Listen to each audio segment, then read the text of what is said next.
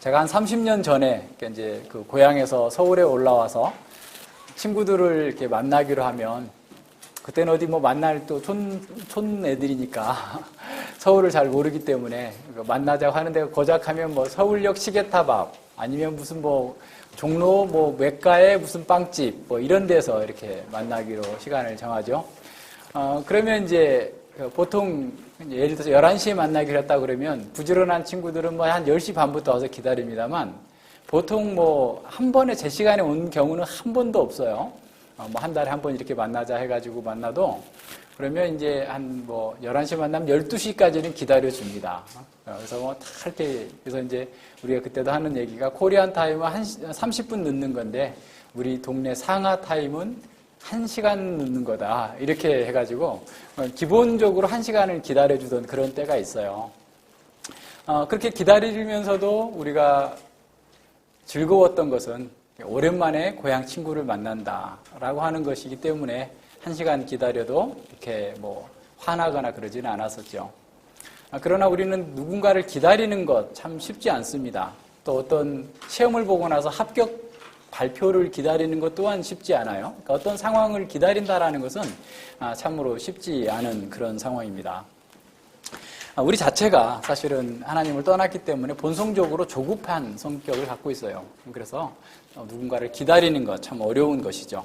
그래서 조금만 참고 기다리면 해결될 일을 기다리지 못하고 이렇게 포기하는 경우가 많습니다. 지금부터 한 2600년 전에 유다의 한 젊은 소년이 있었습니다. 그는 바벨론 제국에 멸망당하기 직전에 바벨론으로 포로로 잡혀가게 된 거죠. 바벨론의 포로로 잡혀가서 참으로 하나님의 말씀을 따라서 신실하게 살고자 결단하면서 모든 상황과 어려움 속에서도 하나님의 뜻을 이루겠다라고 하는 결단 속에서 살았던 그 사람이 있습니다.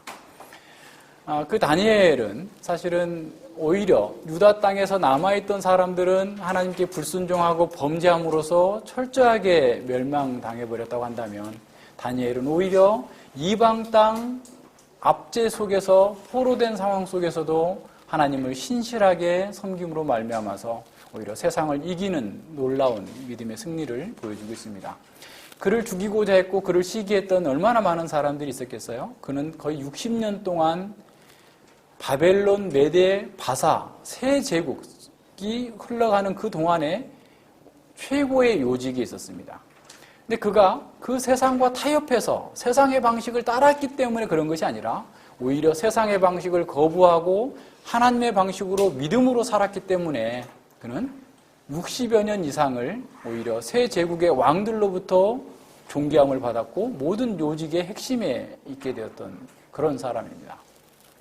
그러나 그렇게 부귀영화를 누릴 수 있는 다니엘이라 할지라도 그는 기다리는 사람이었어요. 그는 세상의 부귀영화에 대해서 전혀 개념치 않습니다. 이걸 주겠습니다. 저걸 주겠습니다. 내가 이 나라의 세 번째 치리자를 삼겠다고 해도 그것은 다 왕이 가지십시오. 라고 얘기할 정도로 담대한 사람이었어요. 그는 하나님을 기다렸고 하나님의 언약이 이루어질 것을 기다리고 있었습니다. 그는 기다림의 사람이었어요. 저는 이 다니엘을 보면서 시편 123편의 그 시인이 아마 이런 마음이지 않았을까 싶습니다. 하늘에 계신 주여 내가 눈을 들어 주께 향하나이다. 종의 눈이 그 상전의 손을 여종의 눈이 그 주인의 주모의 손을 바람같이 우리 눈이 우리 하나님을 바라며 우리를 긍휼히 여기시기를 기다리나이다. 여호와여 우리를 긍휼히 여기시고 긍휼히 여기셔서 심함 멸시가 우리에게 넘치나이다. 평안한 자의 조소와 교만한 자의 멸시가 우리의 심령이 넘치나이다. 라고 기도했던 이 시편의 저자의 그 마음은 바로 이런 다니엘의 마음이 아니었을까 생각을 해봅니다. 세계 최고의 제국의 핵심 요직에 앉아 있었던 사람, 그 다니엘의 눈은 하나님만을 바라고 하나님의 언약이 성취될 것만을 기다리는 그런 사람이었습니다. 시대적 배경을 보면은요, 이 주전 6세기, 7세기 상황은 굉장히 혼란된 상황이었습니다. 아수르가 200년 동안, 아수르 제국이 200년 동안 그 패권을 장악하고 있다가 주전 626년에 아수르 바니팔이라고 하는 왕이 죽게 돼요. 갑자기 사망하게 됩니다. 그렇게 되자 아수르가 이제 점점점 쇠약해지니까 이 틈을 타서 바벨론과 밑에 애굽이 이제 일어나기 시작하는 거예요. 그래서 서로 이제 그 당시에 패권을 쥐고자 하는 그런 상황이 벌어지는 거죠. 그래서 이제 이 애굽은 609년에 이 아수르의 멸망해 가고 있는 아수르를 돕는다는 명목으로 이렇게 전쟁에 참여하는데, 심각하게도 우리가 알고 있는 그 개혁 왕 요시아가 이 바로의 누고를, 애굽의 군대를 막다가 무기또에서 처참하게 죽임을 당하게 돼요. 그래서 이제 주전 609년에 요시아가 갑자기 사망함으로써 그 요시아의 그 셋째 아들 요아스를 유다 왕으로 유다 그 백성들이 세우게 되는 거예요. 그런데 바로가 생각할 때 저것들이 내 허락도 안 받고 왕을 세우다니 해가지고 예루살렘에 침략해가지고 엄청난 그 벌금을 물리게 되고, 그리고 여호아스를 잡아서 애굽으로 끌고 가버립니다. 그리고 여호아스의 형 엘리야김, 그를 이제 여호와김이라고 해가지고 왕으로 세워놓고 가게 되는 거죠. 그러다 이제 605년에 드디어 이제 한판 전쟁이 벌어집니다. 아수르와 애굽의 연합군과 메대와 바벨론의 연합군이 갈그미스, 유프라테스 강의 그 아주 요지인 그 갈그미스에서 패권을 겨루는 전쟁을 하는데, 거기서 바벨론이 대승을 하게 돼요. 그래서 아수르는 완전히 이제 멸망하게 되고, 애굽도 그동안 한동안 이제 힘을 쓰지 못하는 그런 상황까지 가게 됩니다. 자, 그 여세를 몰아가지고 와가지고 바벨론 군대는 예루살렘에 쳐들어와서 그냥 싹 쓸어버린 거예요. 팔레스타인을 다 쓸어버리면서 거기서 이제 친바벨론계의 왕을 이제 세우게 되고, 그러고 나서 그 귀족들을 다 잡아가게 돼요. 그 잡아가는 그 포함된 605년에 주전 605년에 잡혀가는 사람들 가운데 바벨론 다니엘과 그 세 친구가 거기에 포함되게 됩니다. 그래서 이제 유다는 계속해서 바벨론과 애굽 사이에서 생존의 어떤 생존하기 위하여서 외교 정책을 쓰는데 할 때마다 잘못하게 돼요.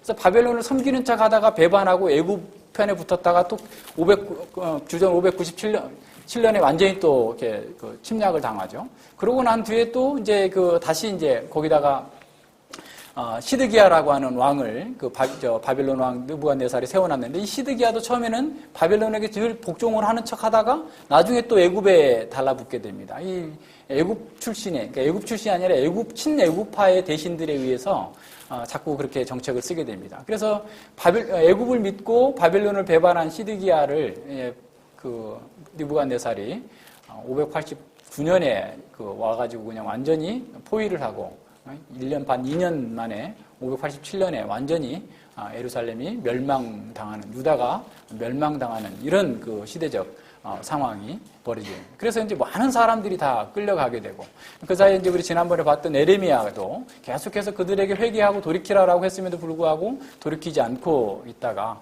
결국은 에스겔에서 예언하고 있는 것처럼 3분의 1은 칼에 죽고 3분의 1은 기근에 죽고 3분의 1 중에서 그 소수만 남아서 이제 바벨론의 포로로 잡히게 되고 전체적으로 다 흩어지게 되는 이런 상황 속에 떨어지게 된 겁니다.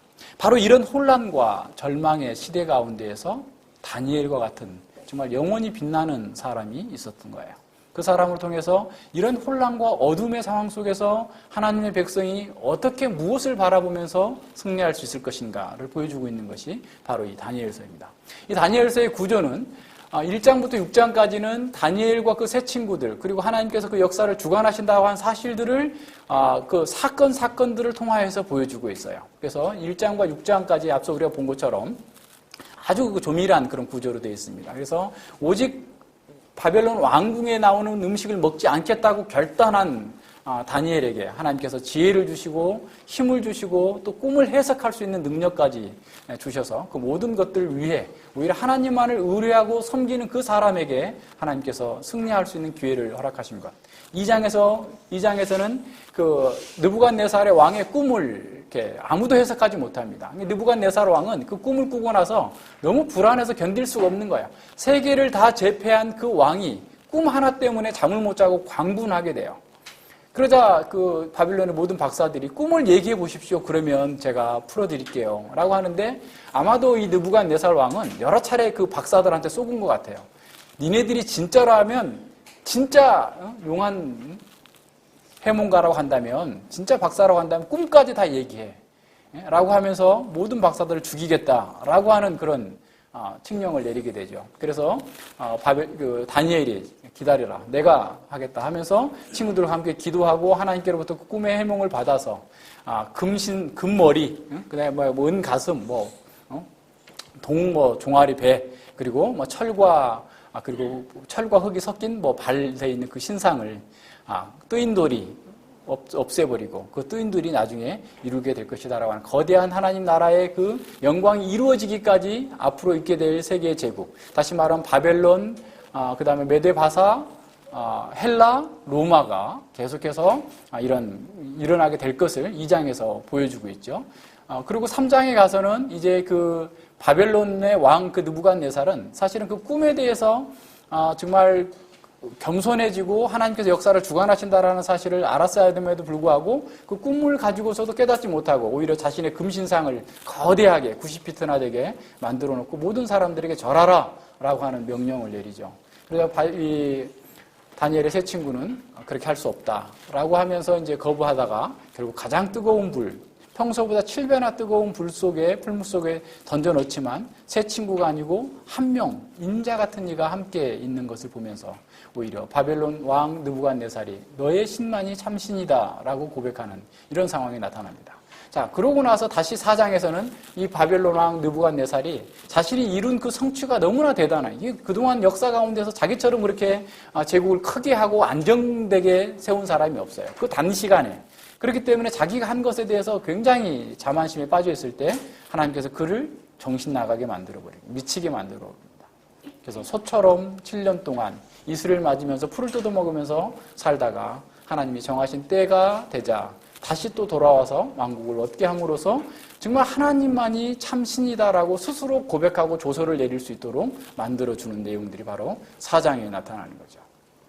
5장은 바벨론의 그 이제 마지막 왕 나보니두스가 원래는 그 왕이었고요.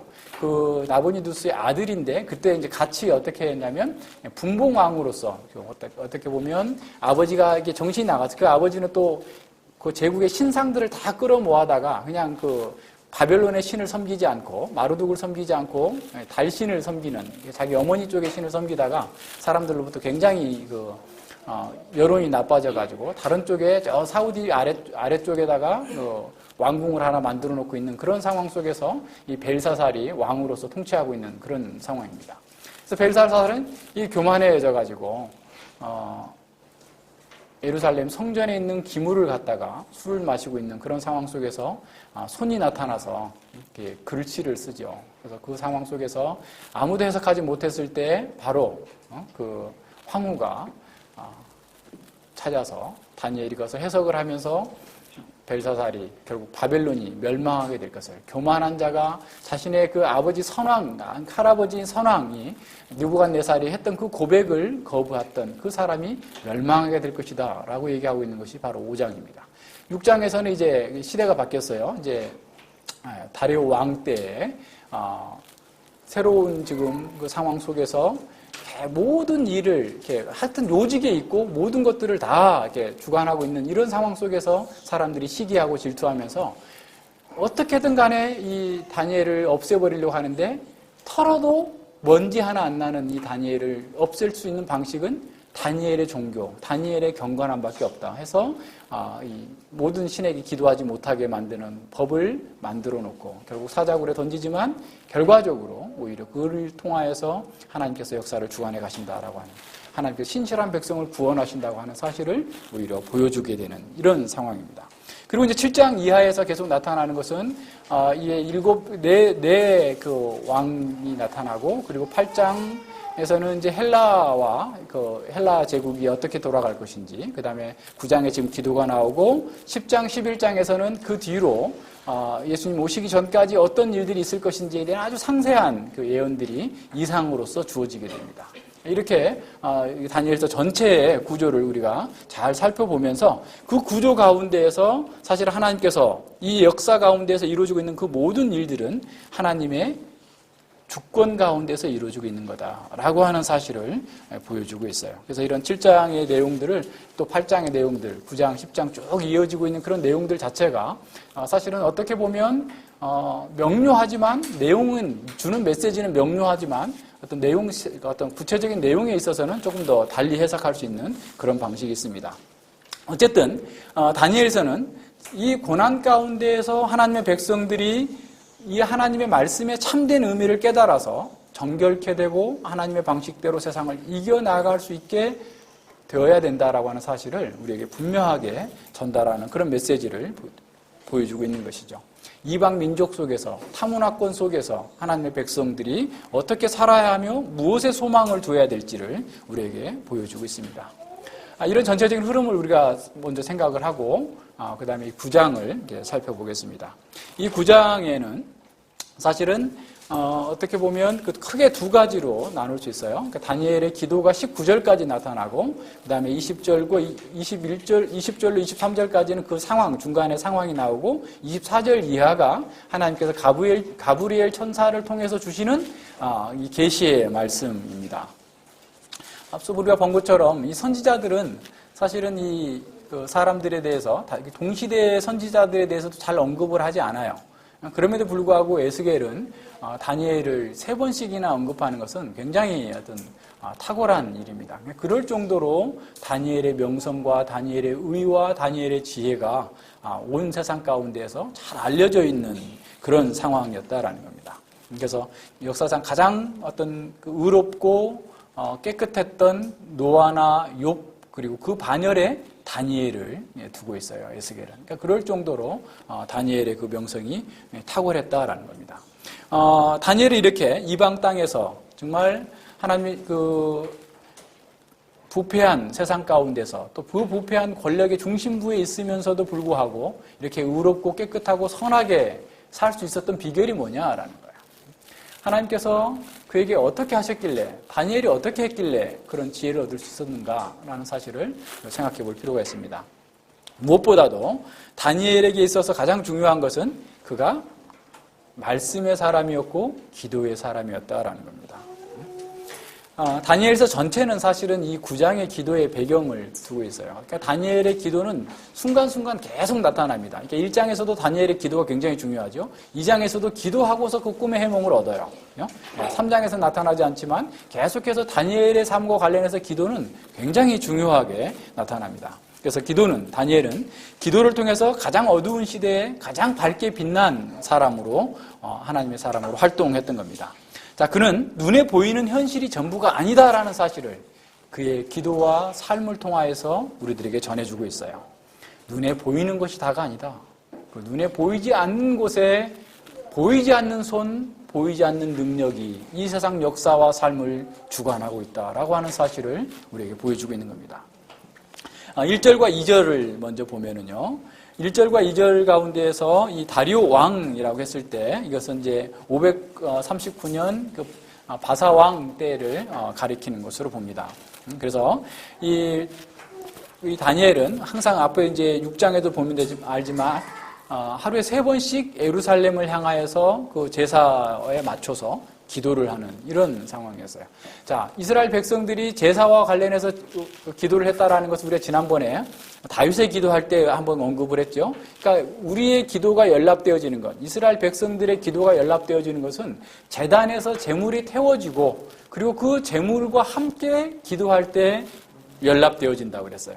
자, 우리의 기도가 하나님께 연락되어지는 것은 우리의 기도가 세서 우리가 기도가 뭐 잘했기 때문에가 아니라 그리스도의 희생 제사로 말미암아서 그리스도의 희생 제사에 쌓여서 하나님께 나아가는 거예요.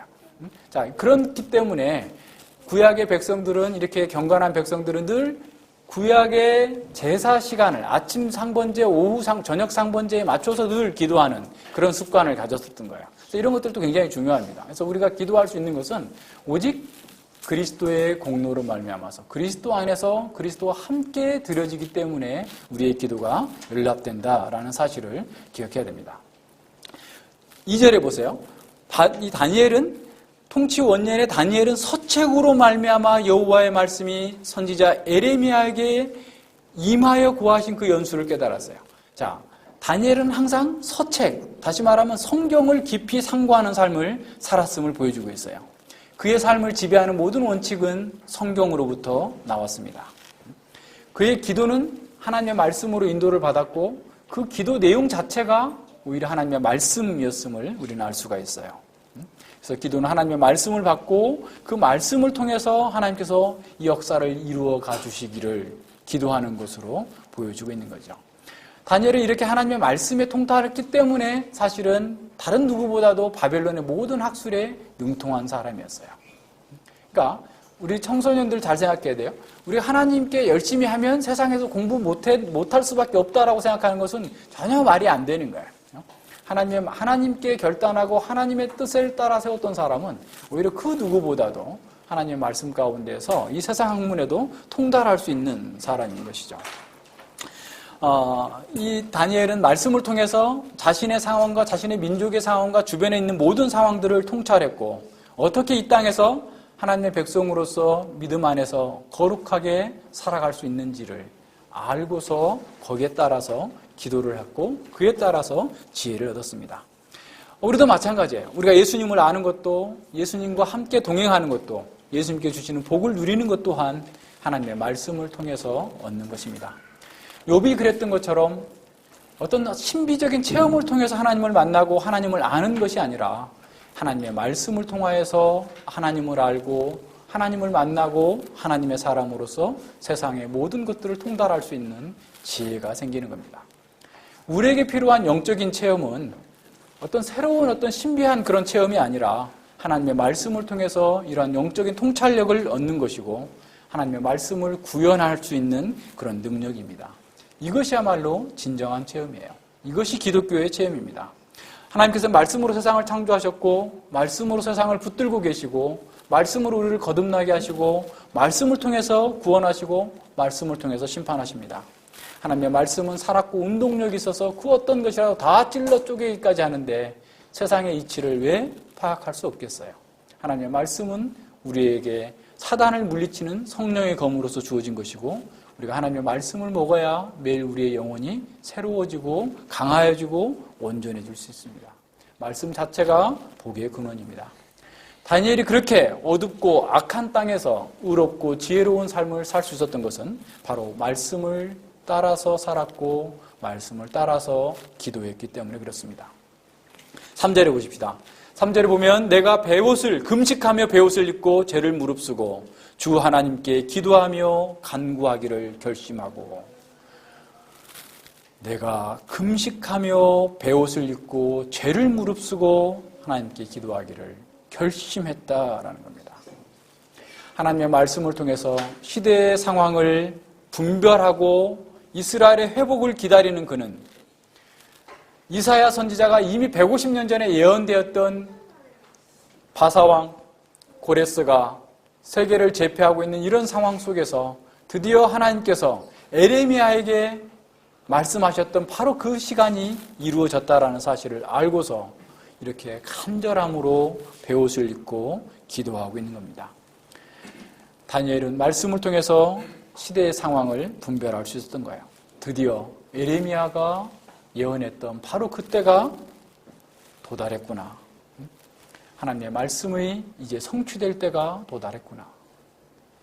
우리가 하나님의 말씀을 통해서 이 시대를 분별하지 못한다면 우리는 이 시대 속에서 합당하게 생활할 수 없게 되는 겁니다.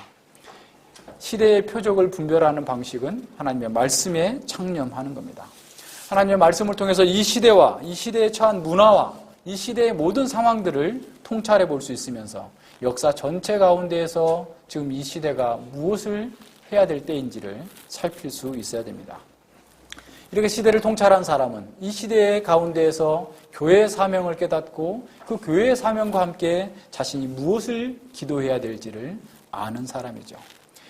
우리가 이렇게 하나님의 말씀을 통해서 시대를 보면서 그 시대를 통하여서 이루시고자 하는 하나님의 뜻을 이루어 주시옵소서라고 기도하는 것은 우리의 삶의 방향과 목적을 하나님의 경륜과 일치시키는 겁니다. 다시 한번 보세요. 하나님께서 우리를 위해서 뭔가를 해주시는 것이 아니라 우리의 삶의 방향과 목적이 하나님의 영원한 경륜에 일치시키는 것이 우리의 기도가 되는 거예요. 다니엘은 바로 지금 그 기도를 하고 있는 거예요. 그는 말씀을 통해서, 말씀에 있는 능력을 통하여서 부정한 땅에서 그 사람들과 휩쓸리지 않고 섞이지 않고 거룩함과 지혜를 통하여서 세상을 이길 수 있는 능력을 소유하게 됐던 겁니다. 4절에 보십시오. 그는 하나님의 성품을 의존해서 기도하고 있습니다. 내 하나님 여호와께 기도하며 자복하여 이르기를 크시고 두려워할 주 하나님, 주를 사랑하고 주의 계명을 지키는 자를 위하여 언약을 지키시고 그에게 인자를 베푸시는 자시요. 다니엘의 첫 번째 기도는 하나님의 어떤 분이신가, 하나님의 성품에 근거해서 기도하고 있습니다. 다니엘은 이스라엘의 회복은 오직 하나님의 성품에, 하나님의 영광에 달려있음을 알고 기도하고 있는 거죠. 하나님은 광대하시며 크고 두려워해야 할 분입니다.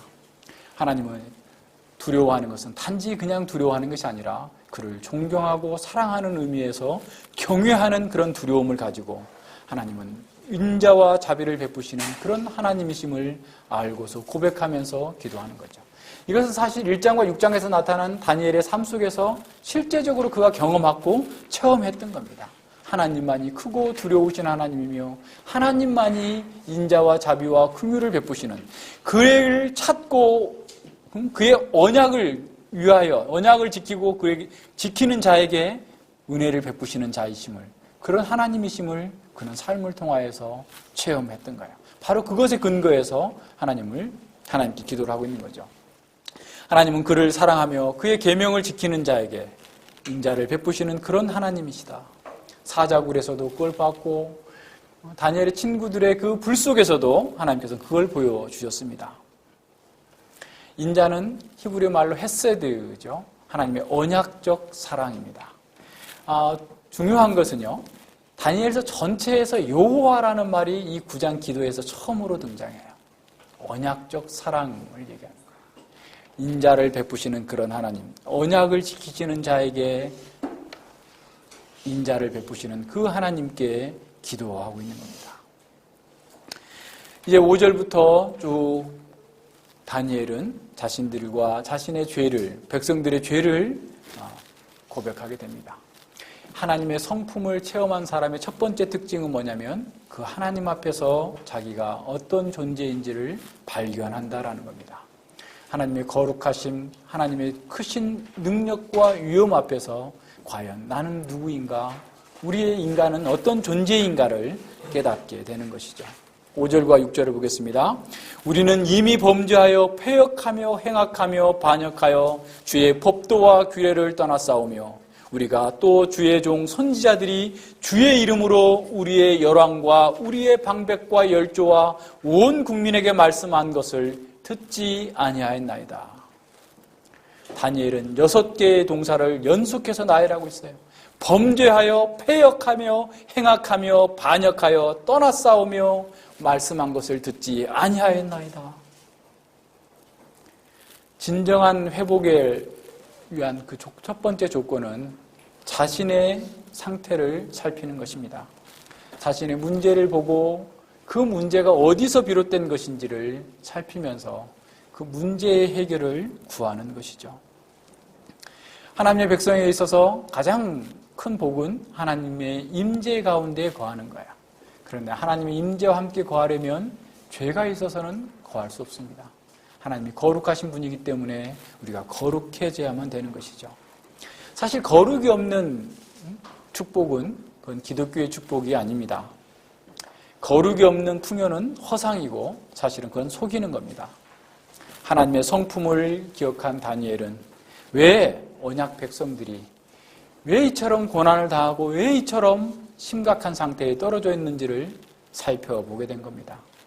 언약을 배반한 죄 때문에 그들은 이와 같이 심각한 상태에 떨어져 있음을 고백하고 있는 겁니다. 그리고 이것은 누구 한 사람의 죄만이 아니라 그 우리의 열왕, 우리의 방백과 열조, 온 국민이 다 같이 그렇게 하나같이 하나님께 범죄하였나이다 라고 얘기하고 있는 겁니다. 그것에 대한 해석이 7절입니다. 주여 공의는 주께로 돌아가고 수욕은 우리 얼굴로 돌아옴이 오늘날과 같아서 유다 사람들과 예루살렘 거민과 이스라엘이 가까운 데 있는 자나 먼 데 있는 자나 다 주께서 쫓아보내신 각국에서 수욕을 입었사오니 이는 그들이 주께 범죄하였음이니이다. 현재의 상황은 다 죄의 결과입니다. 하나님을 배반한 결과입니다. 하나님을 떠난 결과입니다. 주님께서는 공의로우시고 주님께서는 할 일을 하셨습니다. 주께서 하신 것은 전혀 문제되지 않습니다. 주님께서는 당연히 그 일을 하셨어야 되죠. 그리고 우리는 그렇기 때문에 우리의 죄 때문에 수욕을 당합니다. 수치와 치욕을 당하고 있습니다. 말함으로써 자신과 이스라엘 백성들의 죄를 동일시하고 중보기도를 해요. 앞서 우리가 에스겔서를 얘기했지만 다니엘만큼 의로운 사람이 없을 정도로 노아나 욥과 같이 의로운 사람의 반열에 있었음에도 불구하고 다니엘은 백성들의 죄와 자신의 죄를 동일시하고 있는 거예요. 메시아적 중보기도예요. 하나로 보고 있는 겁니다. 우리라고 하는 말을 계속해서 반복하고 있어요. 이스라엘의 죄는 그들의 영토와 그들의 자유를 상실케 하고 이방 민족들 가운데에서 포로가 되고 종이 되어서 좀 심각한 상태로 수치를 당하고 있음을 보여주고 있는 겁니다. 8절과 11절에서 계속해서 나옵니다. 수욕이 우리에게 돌아오고 수욕이 우리에게 돌아오고 우리 주 하나님께는 궁율과 사유함이 있나이다. 다니엘은 하나님의 율법에서 떠난 범죄한 것을 자복하고 바로 그 자리에서 바로 그곳에서 하나님의 궁율과 하나님의 자비가 필요하다라고 간구하고 있는 겁니다. 현재 이스라엘이 겪고 있는 수욕은 그 죄가에 대한 하나님의 공의의 심판입니다. 그들의 죄는 하나님의 궁율한 사유함밖에는 그 죄에서 건질 수가 없음을 고백하고 있는 것이죠. 다니엘은 자신의 이런 비참한 처지가 율법을 어겼기 때문에 그렇다. 계속해서 율법을 청종하지 않았습니다라고 하는 사실을 고백하고 있어요. 11절 하반부에 보세요. 주의 목소리를 청종치 아니하였으므로 이 저주가 우리 가운데 기록된 맹세대로 되었사오니 우리가 주께 범죄하였습니다. 14절에 또 보세요. 하반부에 보면 우리가 그 목소리를 청종치 아니하였습니다. 계속해서 하나님께 범죄하고 하나님께서 계속해서 하나님의 말씀을 우리에게 가르쳤음에도 불구하고 12절에서도 보면 우리에게 주께서 큰 재앙을 우리에게 내리사 우리와 우리를 재판하던 재판관을 쳐서 하신 말씀을 이루었사오니 그러니까 재판관, 그 방백들이 계속해서 죄악에 대해서 잘못됐다고 하는 것을 지적한 선지자들이 부지런히 말씀했던 바로 그 말씀대로 이루어졌사오니 온 천하의 이스라엘과 같이 이렇게 하나님의 말씀을 듣고도 거역하고 패역한 사람들 그리고 망한 사람들이 어디 있겠습니까? 라고 얘기하는 거예요. 하나님께서 이스라엘을 멸망시킨 것은 하나님의 공의로운 선택이고 선하게 행동하셨습니다. 옳습니다. 라고 지금 다니엘은 하나님의 그 행하심에 대해서 인정하고 있는 겁니다. 12절과 14절에서 더욱 애통한 것은 그들이 지금 현재 범죄로 말미암아서 심판을 받는 중에도 회개하며 은총을 구하지 않았음을 애통해 하면서 기도합니다.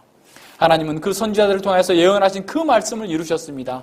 이 세상에 이런 일을 겪은 나라가 유일무이할 정도로 그렇게 지금 탁월한 그런 은혜를 그들은 입었습니다. 그럼에도 불구하고 그들은 구하지 않는 겁니다. 하나님께 돌아오지 않고 있다라고 하는 사실을 애통해하면서 말씀하고 있는 거예요. 13절을 보세요. 우리는 우리의 죄악을 떠나고 주의 진리를 깨닫도록 우리 하나님 여호와의 은총을 간구치 아니하였나이다. 이럴 정도로 심각한 상태에 있음을 고백하고 있는 거예요. 칼빈 선생님은 이렇게 말합니다. 하나님께서 우리에게 더 가까이 하면 하실수록 우리의 불경건은 하나님께 가증스러운 것이 되며 하나님께서 자비를 베푸시면 베푸실수록 우리가 감사한 마음과 순종을 입증하지 않는다면 우리는 더욱더 비난받아야 마땅하다. 그러니까 하나님께로부터 더 많은 은혜를 받고 더 많은 자비와 긍휼을 체험했음에도 불구하고 그것을 무시하는 사람은 오히려 세상 사람들보다 더 비난을 받아도 마땅하다라는 겁니다.